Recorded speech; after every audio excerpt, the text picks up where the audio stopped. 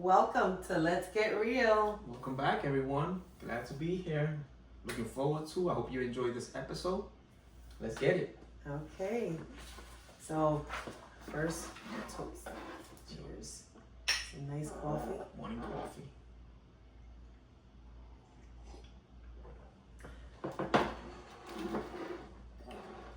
All right. The scripture. Love is love. Nice. Okay. Today's episode is special. We couldn't come up last night. We were trying to figure out what we're gonna talk about, and because I was a little backed up, right? And I had a lot going on, and I didn't do my session beforehand. And I asked my husband, what topic we should come up with, and my husband was like, "Oh, you don't have a topic?" So I responded to him, "Would I be asking you?" So he said, that's a perfect topic. Control your emotions to avoid destruction. I was a little rude, I admit. But it was like out of it came an episode. Exactly. Out of it came an episode. But I apologize if I offended you in any way. But Apology accepted. But it's like, it's there. If I'm asking you a question, it's because I don't know the answer, or because I'm looking for an answer, right? So, yeah, it kind of hit a little nerve, So, I apologize if I was off, Apology accepted. Okay. No problem. All right. Let's move on. Can one emotion reaction change the course of our day or our life? And share a time when your emotions either protected you or led you to consequences you wish you could have avoided. A lot of times. You started. Well, for me, I'll give you an example. I try my best to avoid confrontations, right? And one day we were taking the dog for a haircut, right? We were looking for a place. We had a place in mind. We were in the highway. The person in front of me made a sudden stop. So with him making a sudden stop, I swerved. And I swerved into the right lane and then back into the, because there was a car coming right back into the middle lane. And I didn't realize, because there was a lot going on. I didn't realize that there was the car was shaking up. Obviously I was shaking up. So I was so shaken up, I didn't think about them, right? Obviously, right? Because I'm thinking about my family. How's everybody doing? Because we were shaking up. So since we had the door, we had the window down so the dog could breathe, right? So that he doesn't get nauseous. And I hear screaming, and I turn to my right. It's a lady screaming, saying, "Are you not gonna say sorry?" And I look over and I'm like I was shocked. I was just in shock of the fact that she, that she did this, right? And then she said, "Are you gonna say sorry?" She kept going to say, "I'm sorry." So we go. The crazy thing about life is that life comes to full circle. We ended up going to the same play area, right? We ended up going to the same plaza, right? And I told my daughter to go into the store, right? That I was gonna stay in the car. And it took her some time to get out the car.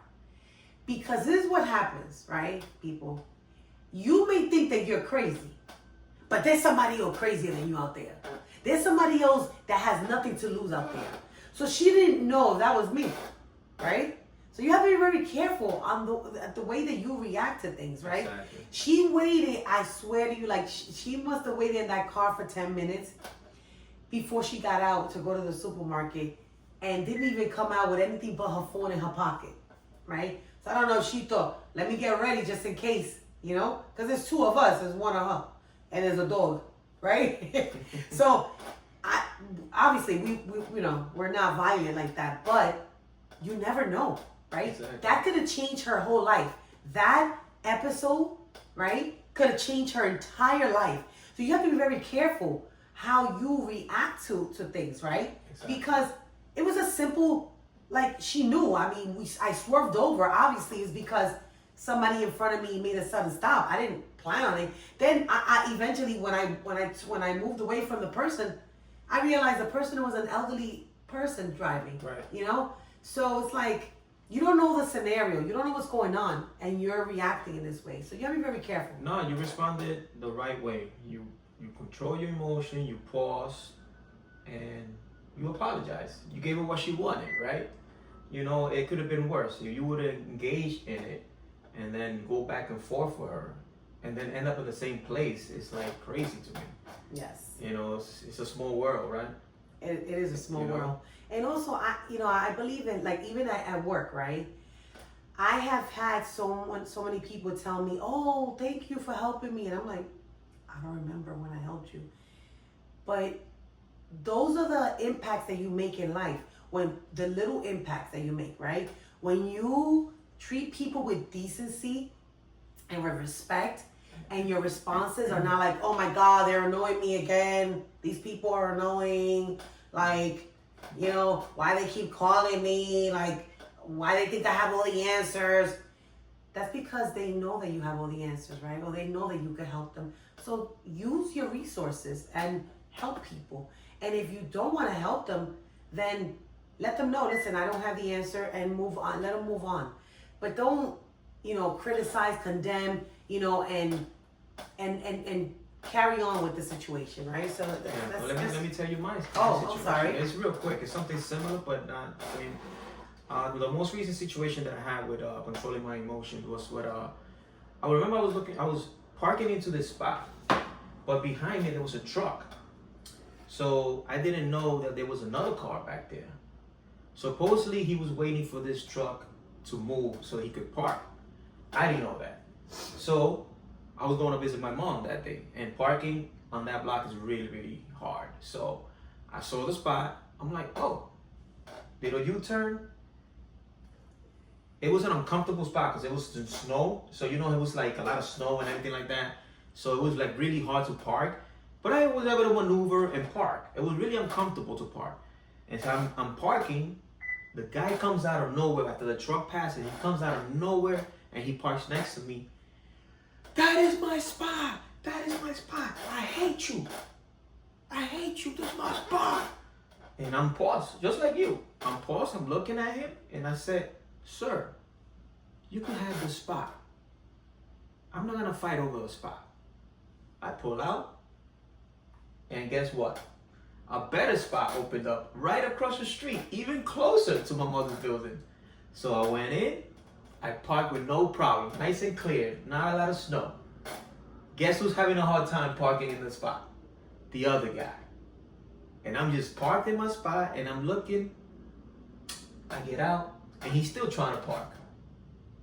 So if I would have engaged in that situation, if I would have reacted and be like, no, I'm not giving you the spot, it could have been worse. If you would have fed into it, right? If I would have fed into it. If you feed anger with anger, you're only gonna get worse, right? It's gonna become an explosion. And when you react good, something good comes back. Yeah, Right. you got compensated with a better spot. Yeah. I love that for you. So, what's the difference between feeling your emotions and allowing your emotions to control your decisions? And how do you find the balance between being authentic and being emotionally disciplined? Well, I could take this first, right? So what's the difference between my feelings and my emotions, right? And allowing so one thing, right? And you know, and how do you separate like being authentic? You know, so I think, to be honest, being authentic and emotionally disciplined, I think, go hand in hand, right? Because you don't have to put on an act, right?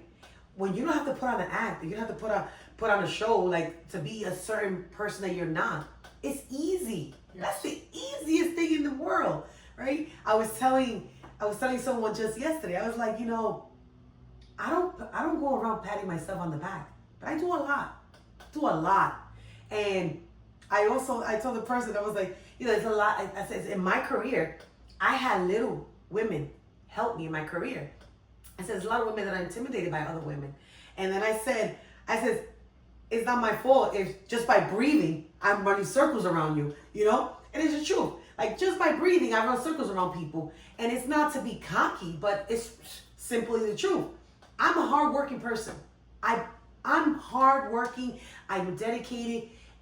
But all that goes with emotional intelligence too. Because at the same time, I'll tell that to my friend, right? But I won't go around telling people, right? You have to be emotionally intelligent about the way that you show up, Absolutely. right? Because you could show up and you could be offending people. Yes. There are people that don't have the energy that I have. Listen, I can't do anything about that. But I also don't walk around being cocky like, girl, how You gotta be humble, basically. be humble. You know? How you didn't wake up this morning? I worked out this morning. Why you didn't work out? Not everybody's the same. Not everybody has the ability to do that. Not everybody has the strength. There are people that are going through storms, and I need to realize that. So I'm very humble when it comes to that. And knowing how the balance between my emotions, right, and controlling them, it's tough, right? It's not easy, right? Controlling your emotions. There's times that I lose it. Here, especially because of the mess, right? I'm missing my coffee cup. Like, I bought so many coffee cups for my kids, or so many mugs, whatever, and my mugs disappear. How my mugs disappear? My coffee cups disappear when I need to go get to work, right? So there's a lot of things that I could control myself, but it's just like,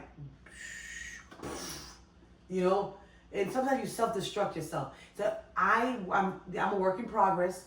To be very honest, Everybody's work in progress. Because I start twitching, and when I start twitching, forget about it. Forget about it. It's done. So, but I am a work in progress. But also, you have to also know how to balance, right? And also that silence. That silence can help you balance that out. Exactly. When you just look at somebody and just look back, they know. They know it's a wrap. So how do you balance out your emotions? Like you mentioned before, you gotta have discipline, and work on discipline, because, like you mentioned, a lot of people's mindsets are different. Mental toughness. A lot of people don't have the strong mind to have that discipline. To get up early in the morning and do their work or work out or be more productive than others. Not a lot of people have that same energy, and also you don't know what they're going through. It could be also something that's hindering them, a thought that's hindering them from being productive. So you also have to have that emotional intelligence. When you take that focus off yourself and put it on others and see how they're behaving and be like, well, something's got to be wrong with this person. So you got to be, how you say, empathetic to other people's emotions, because you never know what, they're going through. Don't be so quick to judge how that person's behavior is, and this person is lazy, this, that, and the third. Listen, there's a lot of lazy people out there that are purposely lazy, but also keep in mind, times 2,000. But also keep in mind that you never know what the other person might be going through, and be kind, right? And the only thing that you could do is ask for help, or volunteer your help, for that. Is there anything that I could do for you? And like you said, there are people. There's a lot of people that are not productive, right? Let's call them unproductive people, right? Just to be respectful. But there are also people going through real life situations, right? Yeah, absolutely. And using our emotional intelligence, practicing this every day helps us help them, right? Like I was telling my friend yesterday, he didn't even know everything that I went through, right? With you, my father, and he's like, but walk in here with a smile all the time, and you're not, you're like, you don't even look like, and that's because, you know, I don't know what my smile, how my smile is gonna lift somebody else up, even though I'm going through a storm. So true. that's how we gotta, you know, approach life every day. Yeah, right? yes, every day is somebody going through something. Every day. It might not be you, you know, and you're very fortunate that you're not going through something, you know, but I gotta say 80% of the population is going through something right now. Yes. You know? Finances, especially now, everything is so expensive. Yeah. You know, like we're very fortunate. We have to you know, be that, we have to be grateful that you know, if you have a job and you're able to put food on the table and have shelter, you know, you have a car to get around. Those are the little things that you gotta be grateful for, because now a lot of people gotta wake up with their kids and take a bus, you know, early in the morning to get to work on time. And you know, and when you have that thing going on, you know, you tend to be in a bad attitude because now you like behind on schedule, you're late for work, you know, so you never know. Just be mindful of that, right? Yes. Be mindful. So, why do people often regret words spoken in anger more than actions taken with intention? And what technique can help us pause before reacting? So, I tell you, you know, for me, I regret a lot of times, you know, like yesterday, you know, when I was like, because I'm like, I have one speed, go, right? And when my husband takes his time to like respond to something, or he asks me a question, but a question is like, And I don't do it on purpose. It's just the way I I am. think he does it on purpose. No, I don't. But in my mind, when you're going like 100 miles per hour, in my mind, the people that think like me, they're like, really? Are you serious?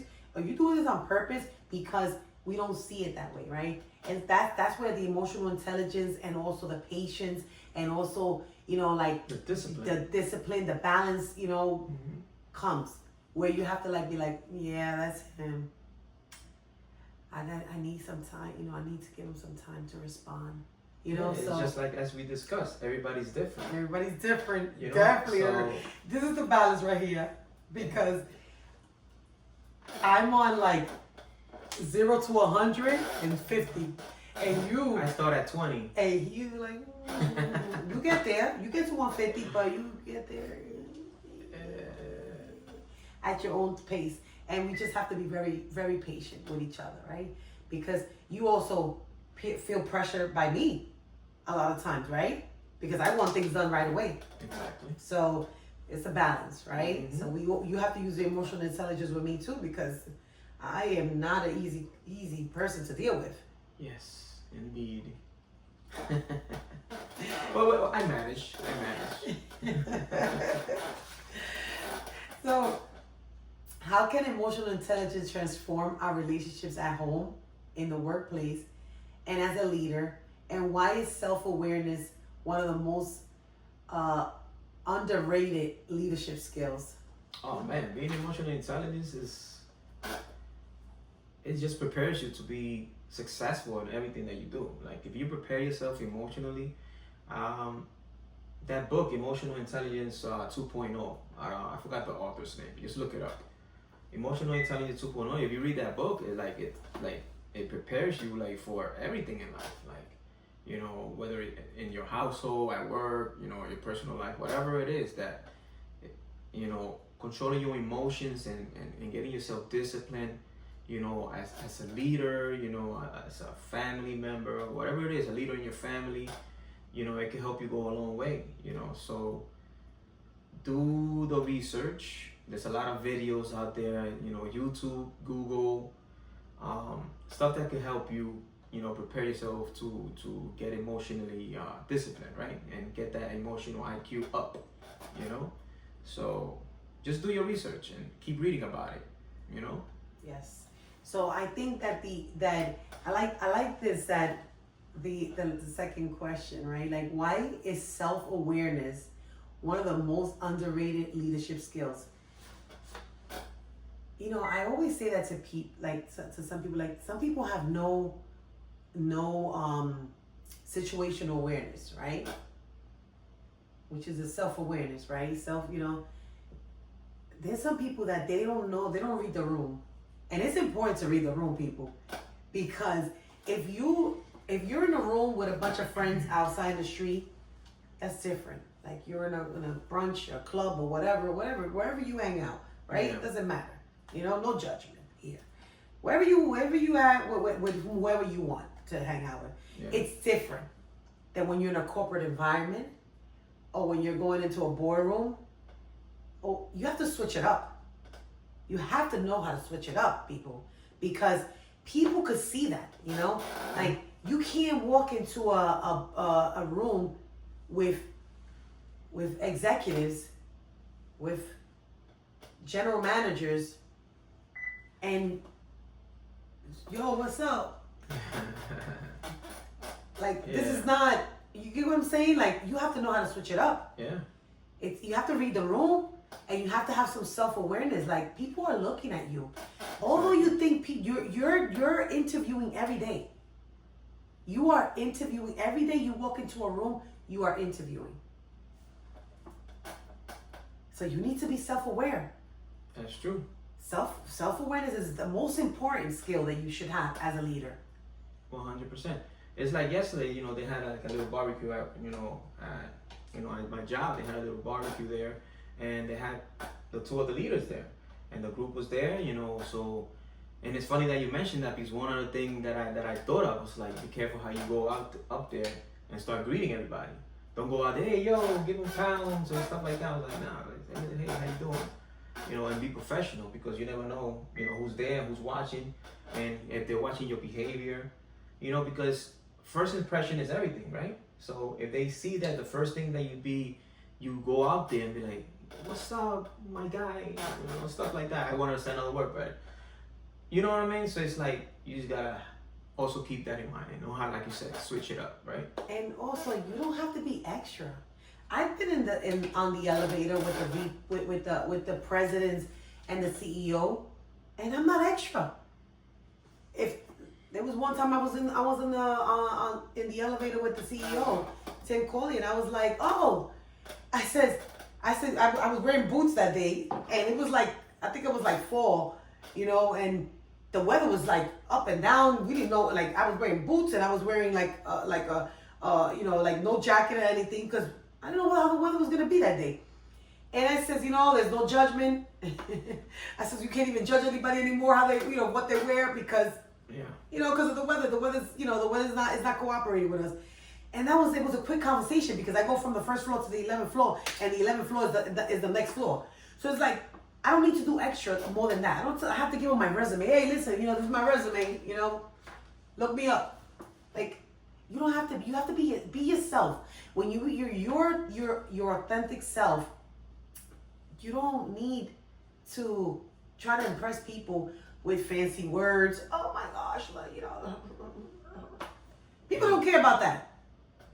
That's true. Because if you know a couple of fancy words, and you read the dictionary, and you don't know your elbow from your toes, Mm-hmm. how good is that? If you're a talker, let me tell you something. There's people that are talkers. Now I've met people that are talkers. If you're a talker, you could be a talker, but you can't talk your way out of everything. Like there's gonna be once upon a time. There's gonna come a time where you're gonna be put on the spot, and if you can't get out of that by talking your way out of there, you're gonna be talking your way out completely. 100%. Okay, so you could be a talker your whole life, but once it reaches that point where it's like, ooh, what are they saying? Who are you? Who is this? Who hired this person? You know? That's true. So be self-aware, you know, that you need to embrace every situation. If you're in a place where you're in a corporate environment, you're in a business environment, know how to you know, switch it up. All right? Noted. Noted. Okay. What practical habits can help someone stay emotionally grounded during conflict, disappointment, or stress, and share daily practices that help build emotional resilience and prevent self-destructive reactions. Oh man, that's a good question. One of the things that I recommend is self-awareness. You mentioned it before. Practice self-awareness and analyze yourself. You know, find a moment to find a quiet spot. You know, take a break. If you're at work, find a quiet spot where you could like pause and reflect. You know, basically like a little meditation, basically, and see how your emotions are. You know, if something's bothering you, you know, try to like calm down, meditate, you know, and breathe and see what it is that is bothering you and see if you could like find a way, like maybe look it up. How can I control this? What can I do to fix this? You know, just start finding a quiet space and you'll hear that inner voice that will help you. You know, you could call it the spirit, you know, God, you know. Prayer, you know, also helps. But having that me time for your emotions, for yourself, and to analyze yourself, that goes a long way, you know, because we live in a hectic world. We're constantly moving, we're constantly being bombarded by different things, you know, different situations. You know, you got kids in the house, you got you know, your co-workers to deal with. So you gotta find that alone time where you could work on yourself. And if you work on yourself, you'll be better and better. You know, when you face the situations, you know, when you face the people, and when you face the noise, you're gonna be more prepared, right? Prepare for battle, basically. So my suggestion is, I don't know if you ever done this. You probably did it when you were in management, but do it a self-assessment, right? The self-assessments are really good. Have people give you feedback, right? Even family members, because they're the worst critics, right? And ask them, right? And it's okay. Don't be upset. You're gonna get responses that you're probably not gonna like, but they're needed. Those are the most needed responses you need, right? Because people are gonna be honest with you and tell you how you react to situations, right? And this will help you with, you know, getting yourself to where you don't need to be perfect, right? Getting yourself to where you need to be, right? Getting yourself to where, okay, let's start here. So when I walk in through the door and I see a mess, let's start, you know, give an example. When I walk in through the door and I see a mess, take a deep breath, you know? Because if I know I'm going to get that feedback that, you know, I just lose it, right? Yeah. And I did. Like my granddaughter tells me, "What's going on, Grandma? Are you okay?" I said, "No, I'm not okay."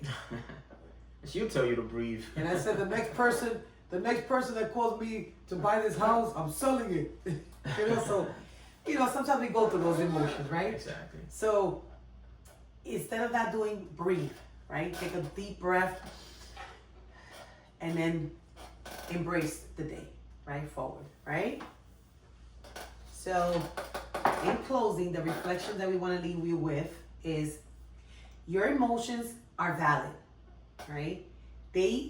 But they should never become the author of your decisions. Feel deeply, think clearly, and respond wisely. A moment of self-control can prevent a lifetime of regret. Oof, I love that. You want me to say it again? Read it again. Read it again.